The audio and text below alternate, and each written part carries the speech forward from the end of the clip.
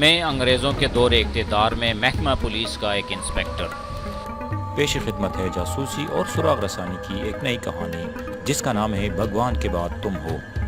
نقب زنی کی ایک واردات جسے کانگریسی لیڈروں نے سیاسی مسئلہ بنا دیا۔ ہندو لڑکی نے اپنے کانگریسی باپ کو ایک مسلمان لڑکی کی خاطر عدالت میں بے نقاب کر دیا۔ کہانی میں جانے سے پہلے آپ سے ایک ہی درخواست ہے کہ اگر آپ اس چینل پر نئے ہیں تو اس چینل کو سبسکرائب کیجئے اور ساتھ ہی بیل آئیکن کو بھی پریس کیجئے تاکہ ہر نئی آنے والی ویڈیو کا نوٹیفیکیشن آپ کو بر وقت مل سکے۔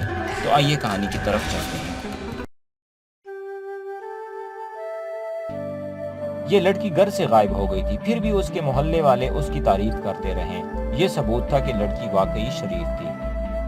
اس کے جانے کے بعد منشی بہت پریشان رہا، بہن کو بہت تلاش کرتا رہا مگر وہ اسے نہ ملی۔ محلے والوں نے اسے کہا کہ وہ تانے رپورٹ درج کروا دے۔ معلوم نہیں کہ وہ تانے گیا تھا یا نہیں۔ یہ علاقہ ہندوؤں کی اکثریت کا تھا، تجارت اور اعلیٰ حیثیت صرف ہندوؤں کی ملکیت تھی۔ مسلمان کلرکی، مزدوری یا انتہائی معمولی قسم کی دکانداری کرتے تھے۔ 10 گھروں کے درمیان ایک مسلمان کا گھر تھا، لہٰذا محلے دار منشی کی کوئی مدد نہ کر سکے۔ کوئی 25 روز گزرے، منشی بھی کہیں چلا گیا اور پھر واپس نہیں آیا۔ میرے ارد گرد بہت سے لوگ جمع ہو گئے تھے، ان سے مجھے زیادہ سے زیادہ معلومات ملنے لگی۔ مجھے 2 مشکوک کردار کے آدمی معلوم ہو گئے جن کے ساتھ منشی کا میل جول تھا۔ میں نے ان لوگوں سے پوچھا کہ جب منشی کی بہن غائب ہوئی تو اس کے بعد اس نے کبھی ہندو سیٹ کے خلاف بات کی تھی؟ ایک آدمی نے بتایا کہ اس نے ایک روز منشی سے پوچھا تھا کہ بہن کا کچھ پتہ چلا یا نہیں۔ اس نے کہا کہ نہیں۔ پھر باتوں باتوں میں اس نے ہندو سیٹ کو گالی دی تھی اور کہا تھا کہ اس ہندو سیٹ کو نہیں چھوڑوں گا۔ اس نے یہ نہیں بتایا تھا کہ سیٹ کے ساتھ اس کی کیا گڑبڑ ہوئی تھی۔ اس نے سیٹ کی نوکری چھوڑ دی تھی۔ میں تھانے چلا گیا اور ان 2 مشتبہ کردار کے آدمیوں کو بلایا جن کے ساتھ منشی کا اٹھنا بیٹھنا تھا۔ ان کے آنے تک میرے ذہن میں یہ سوال آئے کہ منشی کی بہن غائب ہے، خوبصورت ہے، کیا ہندو سیٹ نے اسے اغوا کرایا ہوگا؟ شک اس لیے پیدا ہوا تھا کہ منشی سیٹ کو دھمکی دے کر نکلا تھا اور ایک محلے دار سے بھی اس نے کہا تھا کہ اس سیٹ کو نہیں چھوڑوں گا۔ منشی نے اپنی بہن کی گمشدگی کے بعد نوکری چھوڑی تھی۔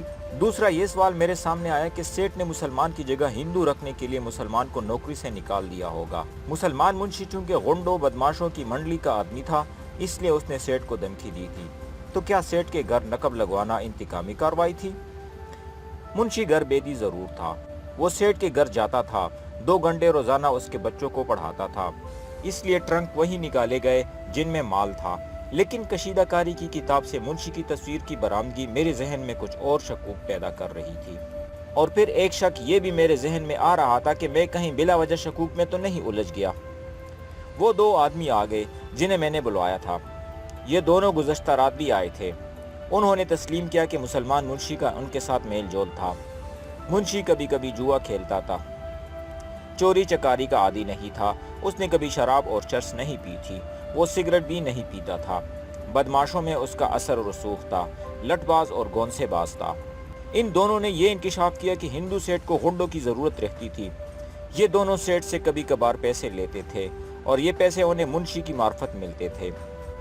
ان دونوں کے علاوہ 4 اور انہی کی کماش کے آدمی تھے جو سیٹ کے اشارے پر ہر کام کر گزرنے کے لیے تیار رہتے تھے۔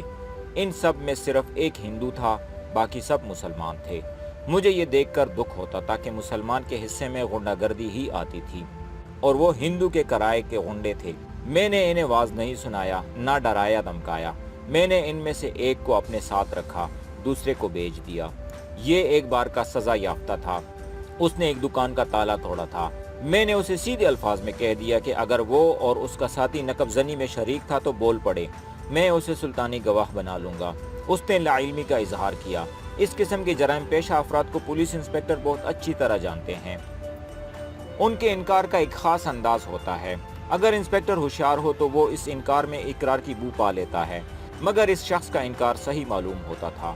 اسے میں نے 4 گھنٹے اپنے ساتھ رکھا اور ذرا سے بے حال کر دیا۔ یہ آدمی منشی کے متعلق کافی کچھ جانتا تھا۔ میں نے اسے پوچھا کہ کیا اسے معلوم ہے کہ سیٹ کے ساتھ منشی کی کیا گڑبڑ ہو گئی تھی۔ اس نے کچھ انکشافات کیے مگر اسے یہ معلوم نہیں تھا کہ منشی کہاں چلا گیا ہے۔ میں نے اس سے چند اور ضروری باتیں پوچھی اور اسے بھی چھٹی دے دی۔ میں نے منشی کے گھر کی تلاشی ضروری سمجھی۔ قانون کے تقاضے پورے کر کے میں نے مجسٹریٹ کو اور محلے کے 2 عقل مند قسم کے آدمیوں کو ساتھ لے کر مسلمان منشی کے مکان کا تالا توڑا۔ یہ 3 کمروں کا درمیانہ درجے کا مکان تھا۔ عام قسم کے گھریلو سامان پڑا تھا، ٹرنک زیادہ نہیں تھے۔ میں نے بڑی احتیاط سے تلاشی لی۔ ایک الماری میں کچھ کپڑے، کتابیں اور کچھ پرانے اخبار رکھے تھے۔ منشی کا ذوق دیکھنے کے لیے میں نے کتابیں دیکھنی شروع کر دی۔ یہ سب ناول تھے۔ ایک ناول میں سے ایک تصویر گری، میں نے اٹھا لی۔ ایسی تصویر میں پہلے بھی دیکھ چکا تھا۔ راز کچھ کھلتا جا رہا تھا۔ تصویر کی الٹی طرف ہندی میں ایک فقرہ لکھا تھا۔ میں ہندی نہیں پڑھ سکتا تھا، مجسٹریٹ سے پڑھوایا۔ لکھا تھا، بھگوان کے بعد تم ہو۔ تصویر نے مجھے چونکا دیا اور ایسے لگا جیسے میرا بخار اتر گیا ہو۔ مجھے خوشی اس پر ہوئی کہ میں غلط لائن پر نہیں جا رہا تھا۔ میں نے تصویر کی برآمدگی کا باقاعدہ مشیر نامہ تحریر کیا اور جن 2 آدمیوں کو میں نے ساتھ رکھا ان کے دستخط لیے۔ میں نے مکان کے اندر دروازے بند کر کے لاک سر بمہر کر دیے، پھر باہر کے دروازے کے ساتھ اپنا تالا لگا کر سر بمہر کر دیا۔ کانسٹیبل سے کہا کہ ہندو اسٹیٹ سے جا کے کہو کہ فوراً تھانے پہنچے۔ میں تھانے چلا گیا۔ ASI ملزم کو ضلع ہیڈ کوارٹر میں لے گیا تھا۔ انہیں اگلے روز واپس آنا تھا۔ اب میرا اور سیٹ کا معرکہ تھا۔ میں اس کے آنے تک دماغ پر زور دے کر سوال سوچتا رہا اور سوالوں کے اشارے کاغذ پر لکھ لیے۔ سیٹ آ گیا۔ میں نے اسے احترام سے بٹھایا اور پوچھا، آپ کے گھر کے افراد کتنے ہیں؟ ان کی تفصیل بتا دے۔ اس نے کہا، اس سوال کا جواب میں آپ کو دے چکا ہوں۔ آپ کا فرض ہے کہ ایسی معلومات نوٹ کر لیا کرے۔ میں نے کہا، نوٹ کرنے کی ضرورت نہیں، مجھے آپ کا جواب زبانی یاد ہے۔ ایک بیوی، ایک بیٹا عمر 13 سال، دوسرا بیٹا عمر 9 سال اور ایک بیٹی عمر 6.5 سال۔ اس نے کہا، دوبارہ یہ سوال پوچھنے کی ضرورت کیوں پیش آئی؟ میں نے کہا، ضرورت یہ پیش آئی کہ آپ اپنے خاندان کے ایک اہم فرد کو بھول گئے ہیں۔ اگر وہ فرد مر چکا ہے تو اور بات ہے۔ اس نے سٹ پٹا کر کہا، آپ مجھ سے سیدھی بات کیوں نہیں کرتے؟ آپ کیا معلوم کرنا چاہتے ہیں؟ میں نے بڑے تحمل سے پوچھا، سیٹ صاحب، میں آپ کو یاد دلانا ضروری سمجھتا ہوں کہ آپ آڑت کی ایجنسی میں نہیں، تانے میں بیٹھے ہیں۔ میں آپ کا خادم ہوں۔ میرا ذرہ بر بھی احترام نہ کرے، قانون کا احترام کرے۔ میرا فرض بڑا ہی ناخوشگوار ہے، میرے ساتھ تعاون کرے۔ اس نے کہا، بھائی صاحب، میں نے آپ کو گھر کے جو افراد بتائے ہیں وہی ہیں۔ ان 2-3 دنوں میں میری اولاد میں کوئی اضافہ نہیں ہوا۔ میں نے کہا، آپ کے تمام بچے زندہ ہیں؟ کوئی فوت تو نہیں ہوا؟ اس نے کہا، نہیں۔ میں نے آگے ہو کر رازداری سے پوچھا، تو پھر بملا کہاں ہے؟ اس کے چہرے کا اتنا صحت مند رنگ لاش کی طرح ہو گیا۔ وہ تھا تو ہوشیار آدمی، لیکن سورج کو دنیا کی نظروں سے چھپانے کی کوشش کر رہا تھا۔ میں نے اسے سنبھلنے نہ دیا اور پوچھا، سیٹ صاحب، آپ کی بیٹی بملا کہاں ہے؟ اس نے لرزتی ہوئی آواز میں پوچھا، کون بملا؟ میں نے وہ فیملی گروپ فوٹو اس کے آگے رکھ دی جو مجھے کشیدہ کاری کی کتاب سے ملی تھی۔ اس نے فوٹو میز سے اٹھانی چاہی، لیکن میں نے پیچھے کر لی اور اس فیملی گروپ فوٹو کی ایک اور کاپی اس کے سامنے رکھ دی۔ یہ مجھے مسلمان منشی کے گھر سے ایک ناول میں سے ملی تھی۔ میں نے سیٹ کو اس کی کاپی کی الٹی طرف دکھائی۔ ہندی میں لکھا تھا، بھگوان کے بعد تم ہو، بملا۔ کشیدہ کاری کی کتاب پر بھی بملا لکھا ہوا تھا۔ سیٹ نے سخت چوٹ کھائی مگر سنبھل گیا۔ میں نے اسے ابھی یہ نہیں بتایا تھا کہ اس کی جوان بیٹی کی کشیدہ کاری کی کتاب میں سے اس کے ساتھ مسلمان منشی کی فوٹو بھی نکلی ہے۔ وہ سنبھل کر بولا، مسٹر انسپیکٹر، میں آپ سے پہلے بھی کہہ چکا ہوں کہ اپنی تفتیش کو چوری کی اس واردات تک محدود رکھے۔ میں قانون شاید آپ سے زیادہ جانتا ہوں۔ میری بیوی بچوں کے ساتھ آپ کو کوئی دلچسپی نہیں ہونی چاہیے۔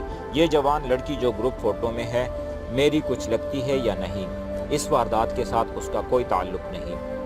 میں جب آپ سے کہوں گا کہ مجھے اس لڑکی پر شک ہے، تب آپ مجھ سے پوچھنا کہ یہ کون ہے اور کہاں رہتی ہے، پھر میں آپ کو اس کے متعلق ساری معلومات دے دوں گا۔ میں نے پوچھا، آپ نے پہلے منشی کو کیوں نکالا ہے؟ اس نے کہا، وہ بے ایمان تھا، بددیانت تھا۔ میں نے کہا، بددیانتی کی صرف ایک مثال دیجئے، لیکن اب یہ احتیاط ضرور کیجیے گا کہ آپ کے منہ سے نکلا ہوا کوئی بھی لفظ یا الفاظ آپ کے خلاف استعمال کیے جا سکتے ہیں۔ میں ایک بار پھر پوچھتا ہوں کہ یہ لڑکی کون ہے؟ اس نے جواب دیا، میں نہیں جانتا کہ یہ کون ہے۔ میرا گھر لٹ گیا ہے اور آپ لڑکیوں کے چکر میں پڑے ہوئے ہیں۔ میں نے پوچھا، آپ کی بیٹی بملا کہاں ہے؟ اس نے کہا، فرض کر لو کہ یہ لڑکی میری بیٹی ہے، تو کیا اس نے میرے گھر ڈاکہ ڈلوایا ہے؟ میں نے کہا آپ کے گھر میں جو کچھ بھی ہوتا رہا ہے اس سے مجھے کوئی سروکار نہیں۔ ڈاکے کے بعد صورت بدل گئی ہے۔ اب اگر آپ اپنی رپورٹ واپس لے لیں گے اور کہیں گے کہ آپ کے گھر نقب نہیں لگی اور کوئی نقصان نہیں ہوا تو بھی میں اپنی تفتیش مکمل کروں گا۔ میں نے ہلکے سے دبدبے سے کہا، سنو سیٹھ، مجھے ابھی آپ سے ایسے سوال پوچھنے ہیں کہ آپ کی ساری سوشل حیثیت ایک سیکنڈ میں ختم ہو جائے گی۔ میں نے ایک مجرم کو گرفتار کر لیا ہے، ہوش میں آؤ سیٹھ۔ وہ گھبراہٹ کے عالم میں ادھر ادھر دیکھنے لگا، پھر کہنے لگا، مجھے ذرا سوچنے کی مہلت دے سکتے ہو؟ میں نے کہا، کیوں نہیں، آپ ملزم تو نہیں، آپ بے شک گھر چلے جائیں، اطمینان سے سوچئے۔ میں نے اسے جال میں پھانسنے کے لیے اس کے ذہن سے بوجھ اتار دینا چاہا اور کہا، آپ نے کہیں نقب نہیں لگائی بلکہ آپ کے گھر نقب لگی ہے۔ مجھے مجرموں کو پکڑنا ہے اور آپ کا مال برآمد کرنا ہے۔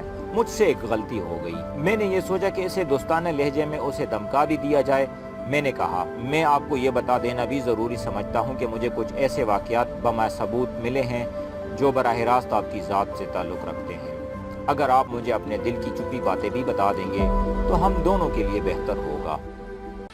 تو یہ تھا آج کا ایپیسوڈ، امید ہے آپ کو پسند آیا ہوگا۔ کمنٹس میں اپنی رائے کا اظہار ضرور کیجئے۔ اس کے ساتھ ساتھ اس چینل کو سبسکرائب کیجئے اور بیل آئیکن کو بھی پریس کیجئے تاکہ ہمارا ساتھ برقرار رہ سکے۔ شکریہ، ملتے ہیں ایک نئی کہانی کے ساتھ، تب تک کے لیے خدا حافظ۔